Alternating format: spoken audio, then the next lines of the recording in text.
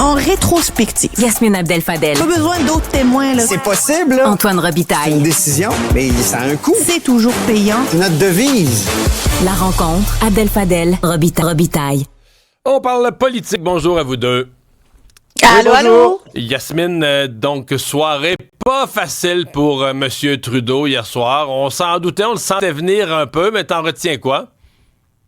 Ah, une dégelée pour le leadership de Justin Trudeau. J'ai même pas envie de dire que c'est une dégelée pour le Parti libéral du Canada, là. C'est vraiment Justin Trudeau, personnellement, son leadership et son avenir à titre de chef du Parti libéral du Canada et de premier ministre qui est en jeu, là. Moi, j'ai bien hâte d'écouter puis d'entendre, surtout de parler avec des députés du caucus libéral pour savoir comment eux, ils voient ça. Est-ce que, tu sais, quand tu perds un château fort de Toronto puis un château fort de Montréal, là, qu'est-ce qui te reste?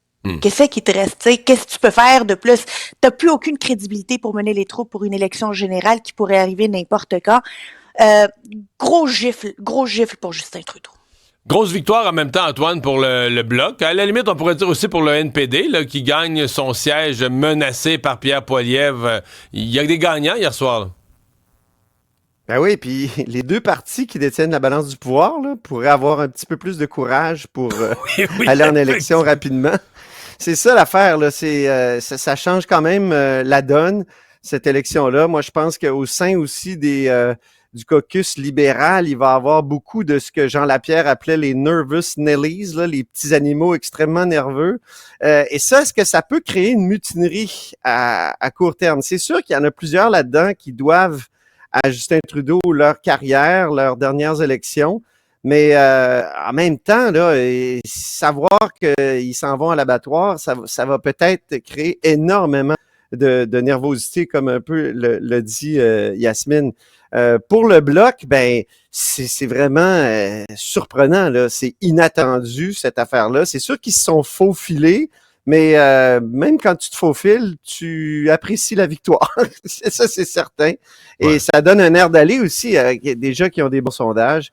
Donc, puis pour le NPD, écoute, c'est si tu combines ça avec la victoire dans Winnipeg, c'est vraiment formidable. Là.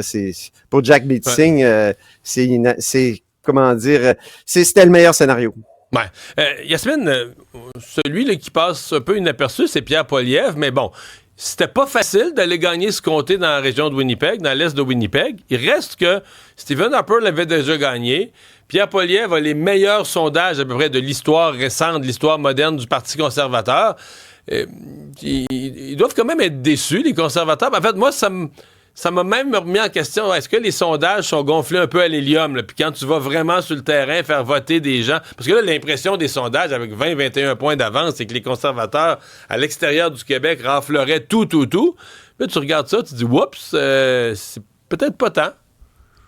C'est particulier, Winnipeg, parce que, évidemment, c'est au Manitoba. Au Manitoba, c'est un gouvernement néo-démocrate qui est au pouvoir, qui est le plus populaire du Canada, un des gouvernements les plus populaires. Son premier ministre, qui est membre des communautés autochtones, un chef néo-démocrate. Donc, la marque démocrate au Manitoba a plus de valeur que partout ailleurs au pays. Là. Tu sais, dire que tu es néo-démocrate au Manitoba, ça rappelle la marque qui est poussée par le premier ministre provincial.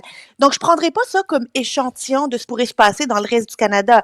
On a vu les conservateurs performer à Toronto. Ça, là, c'est payant performer à Toronto et aux banlieues de Toronto. Je pense que c'est beaucoup plus représentatif de ce qu'il pourrait y avoir dans le reste du pays que ce qui s'est fait au Manitoba hier, là. Bon, question sensible, Antoine. Nordvolt connaît des ennuis financiers, doit restructurer son calendrier d'opération. Certains disent peut-être même que l'entreprise va manquer de liquidité, elle sera en danger à ce point. Mais nous, au Québec, on leur a réservé, évidemment, un bloc d'électricité. Dans cette électricité précieuse, rare, est-ce qu'on devrait leur retirer, redistribuer l'électricité à d'autres plus petits? Parce qu'avec ce bloc-là, on pourra en aider plusieurs plus petits, là. Je te dis que la volonté de rééquilibrage n'a pas tardé au gouvernement du Québec. On sait que Michael Sabia, le président, le PDG d'Hydro-Québec, la semaine passée, a dit que ça prenait une façon de rebalancer les choses parce qu'on a trop donné aux entreprises étrangères, on a trop donné aux entreprises qui feront pas nécessairement de la décarbonation pure. Alors là, c'est Christine Fréchette là, carrément dit au journal, là, c'est trop important pour laisser ça sur la table, ces citations. Et c'est de tous les blocs là, attribués aux entreprises, c'est le plus gros bloc de mégawatts, là, 354 mégawatts. Alors là, il y a même la ministre qui dit on pourrait peut-être avoir un règlement qui ajouterait des délais de temps pour prendre l'énergie octroyée sous risque de perdre l'énergie. Donc, c'est vraiment une menace à peine voilée à Nordvolt et c'est la première fois qu'on sent un peu d'impatience de la part du gouvernement du Québec à l'égard de ce méga projet-là, projet phare. Ça fait juste quelques mois que l'annonce a été faite, puis on était prêt à mettre beaucoup de milliards là-dedans, mais on voit bien que c'est pas aussi bon qu'on le pensait, là, le marché pour ça. En tout cas, il y a un ralentissement. Peut-être qu'à moyen terme, ça va être bon, mais et là, avec le départ de M. Fitzgibbon et les déclarations de M. Sabia, le gouvernement semble semble penser là, qu'on pourrait faire des choses pour mieux utiliser cette électricité-là. C'est assez impressionnant comme virage. Mais il y a deux choses là-dedans, là, moi, qui me frappent. C'est hier, on apprenait que le gouvernement suédois, Nordvolt, c'est une entreprise suédoise, refuse de venir en aide à l'entreprise. Là. Ça envoie tout un message quand ton propre gouvernement de l'entreprise phare dit non, on va pas venir en aide à l'entreprise. Ça peut être dire pourquoi nous, au Québec, là, ici, on déroule le tapis rouge. L'autre chose, là, c'est qu'on a réservé un bloc d'énergie à une entreprise dont l'usine n'est pas construite, alors qu'il y a des usines avec des employés qui sont bien payés, comme dirait le premier ministre, qui n'en ont pas, eux, des mégawatts, qui n'en ont pas, eux, des blocs d'électricité, puis qui menacent leur modèle d'affaires, qui menacent leur entreprise. Dernière chose que j'ai envie de noter, là, le gouvernement avait dit qu'en 2027, il donnerait des blocs d'énergie à ces entreprises existantes.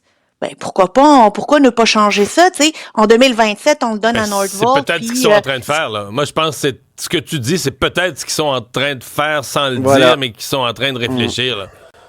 Ben, je pense que ça devrait être comme ça, parce que jusqu'à maintenant, on a vu un gouvernement insensible aux doléances et aux demandes répétées des entreprises d'ici qui disent « Hey, les gars, là, on va fermer là si vous nous donnez pas de bloc d'électricité. » Je pense qu'ils vont devoir prendre une décision qui pourrait ultimement nuire aussi à Nordvolt. Là, si le gouvernement commence à resserrer la vis, là, ils sont pas dans l'habitude de resserrer la vis contre Nordvolt.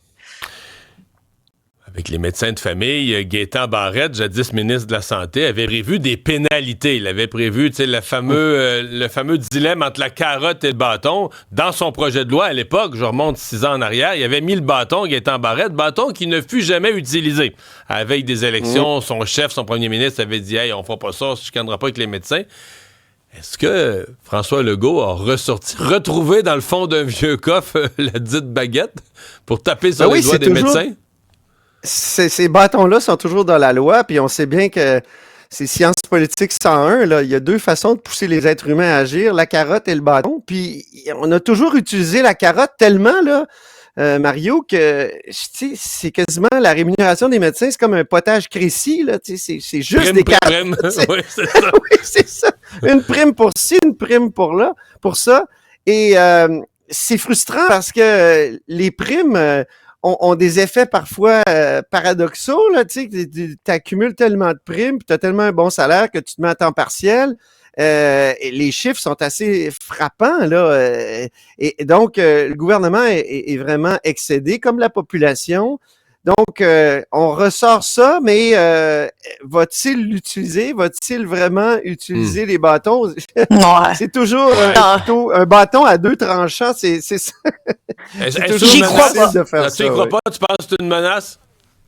Ben pour moi, le gouvernement, quand il dit « Hey, sortir le bâton pour les médecins », là, c'est comme ta mère qui te dit « Tu vas pas avoir de biscuits si tu finis pas tes brocolis. » Là. Elle finit par te donner la boîte, là, puis t'as plus aucune crédibilité. C'est exactement ce qu'on a fait à maintes reprises avec les médecins. « Hey, t'as pas fini tes brocolis, t'auras pas de dessert. » Puis pour finalement leur donner tout ce qu'ils demandent, puis augmenter les salaires et rien changer. Puis c'est drôle parce que le gouvernement a déjà ressorti cette carte-là là, suite à la pandémie, quelques temps après la pandémie, pour dire ouais, on va mettre les médecins omnipraticiens au pas. Ils l'ont pas fait, ils ont pas sorti le bâton. Puis là aujourd'hui, encore une fois, c'est l'histoire des brocolis et des Oreos. Ouais. Ben, peut-être Mais que là- c'est mais la là, fois où ils vont le Antoine, sortir, là. Oui, mais il y a une conférence de presse des médecins omnipraticiens ce matin à 10h. Là.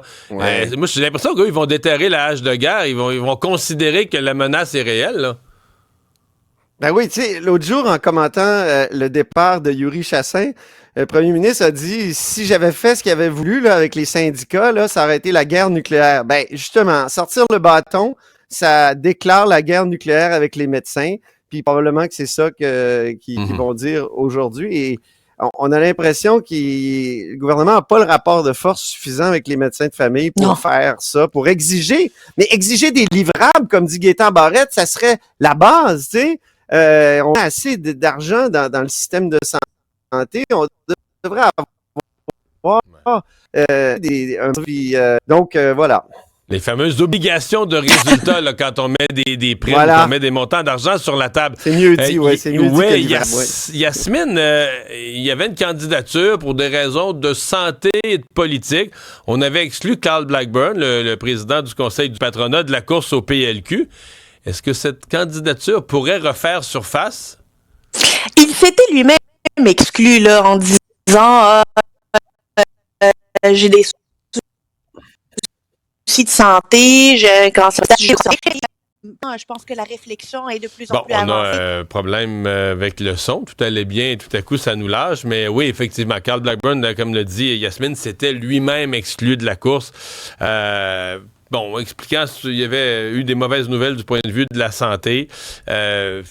Certains avaient dit aussi, Charles Milliard, puis lui, Charles Milliard est le président de la Fédération des chambres de commerce du Québec. Il ne l'est plus, il l'était, mais c'était ça son statut au moment de décider de se lancer en politique. Puis on se disait... Bon, Yasmine, je suis en train de dire, on se demandait, est-ce que Charles Milliard et Carl Blackburn peuvent y aller les deux, là?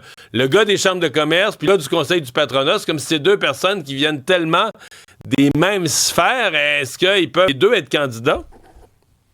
Les deux, évidemment, peuvent être candidats parce que ils peuvent, ils viennent du monde des affaires, oui, mais ils ont quand même des profils différents. Là, tu sais, si Carl Blackburn décide réellement comme on l'entend, de se lancer dans la course suite à son opération, ça serait bien le seul candidat de région. Là, il a été député de Robertval, c'est un gars du Saguenay, à être de la course qui va lui conférer un avantage. Il connaît le parti, le militantisme beaucoup. Là.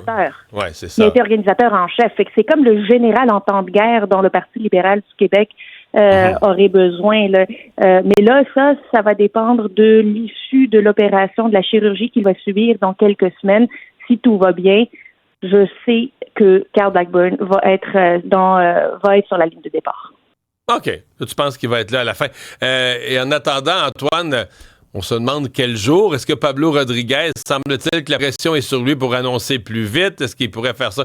Moi, j'ai des sources qui me disent que ça pourrait même être avant la fin de la semaine prochaine. Est-ce qu'on s'attend à une annonce rapide, Pablo? Des sources disaient aussi qu'il aurait pu démissionner avant la fin de la semaine dernière. Donc, c'est toujours imminent dans le cas de Pablo Rodriguez, mais là, il va falloir que ça vienne parce que ça tarde et lui, je pense qu'il est dans une situation impossible. Alors, oui, est-ce qu'il va vouloir paraître pour un super lâcheur, pour reprendre un titre de notre journal récemment à propos de Pierre Fitzgibbon? J'ai l'impression que il n'y a pas le choix, ça va être dur, mais il va falloir qu'il arrache le sparadrap à un moment donné. Et rapidement, plus rapidement que tard. Merci aux deux, bonne journée. Merci, au revoir. Bye bye.